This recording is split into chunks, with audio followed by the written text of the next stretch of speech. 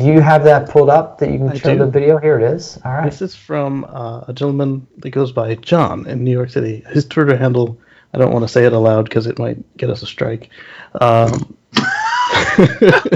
It's just John. Yes, it's just John. So he's self-isolating, and this is what he found in New York City. Looks like New York City on Christmas Day. Wow. This is like 28 days later.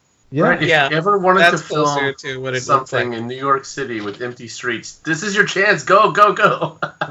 Nothing. Here's Johnny. But maintain social distancing. Right. Wow. Yeah, you'd never expect to see that. Yeah. Well, all we need to do is release a killer virus, and then we can. I mean, and speaking of that, has anybody noticed the clean air numbers in California? Well, maybe in California. I check them. Oh yeah, yeah. LA's air hasn't been this clean in like 100 years. Right. I saw a report about the air over Italy and how much it had improved in the last week. It's incredible. And Venice. Venice. Yeah, around the world. This is great, and from that perspective. From that perspective. Maybe, it's from a limited perspective. But maybe there are a lot of people that could work from home more often. I work from home 3 days a week. So for me to work from home 5 days a week was not that big of a change for me.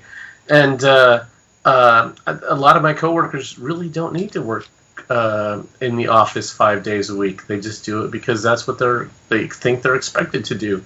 And 4 years ago I said, I'm going to work from home 3 days a week and fire me if you want. And they were like, no, that's fine. We need you. So great. And it's worked out beautifully. So more people should, even after this is all over with, think about what you can do to not commute so much. Because it's great for everybody. Yeah. Less traffic, less energy use. It's awesome. Maybe with the next couple of weeks, we will all meet our targets for the Paris Accord. Just getting it wrapped up early. Yes, this is all a conspiracy to meet the Kyoto and Paris Accords. Right. And there's really no virus at all. It's just a conspiracy. The sort of ugly counterpoint to everyone, wow, look at all the clean air. Isn't it nice to see the mountains? Is that oil went down to $18 a barrel. Canadian crude allegedly down just over $7 a barrel. That's cheaper than a 6-pack of beer.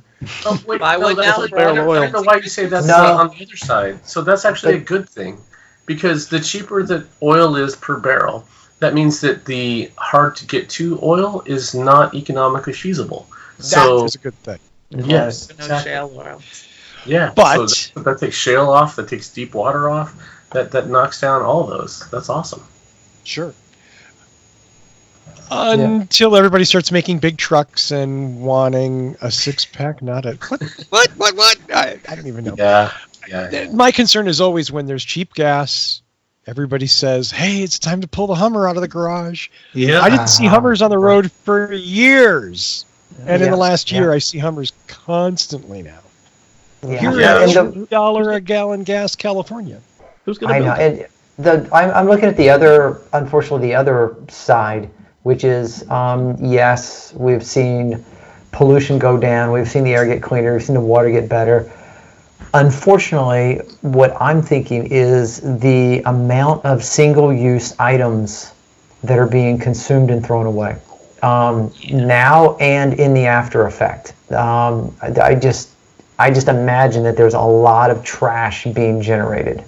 How so? Like Starbucks won't take your reusable cups anymore because of the concerns?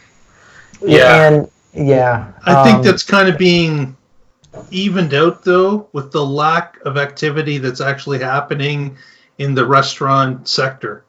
I think there's a lot less people that are getting that daily Starbucks because they're not going to work, they're not traveling. I think that it probably more than evens out because of the amount of people that are not doing their daily routines anymore.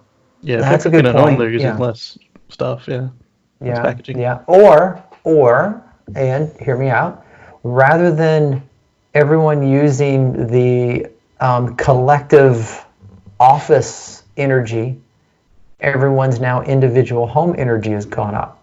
Yeah. Is that possible? I'm not saying that's a fact, and I'm not saying I have any science behind it. I'm just wondering. In my It's case, with certainly the quite solar, it's possible. great. Yeah. Well, okay, yes, with the solar, that's awesome. But remember, what's the penetration of solar on a house here? Most people don't have that. So I'm just wondering. I mean, could that be a thing? Could we see overall energy usage going up because we're not collective anymore?